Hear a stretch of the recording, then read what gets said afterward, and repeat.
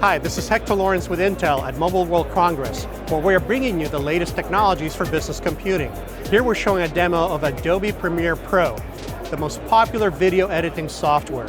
We've been working with Adobe for many years to optimize their software because content creators expect the very best performance from their PCs when they're editing video. In this demo, we're showing color corrections, digital audio enhancements, and taking the full video file and encoding it using AV1 encoder, where we have done some very good optimizations on the latest Core Ultra processors, which also feature a brand new graphics engine design we call the Intel Xe core.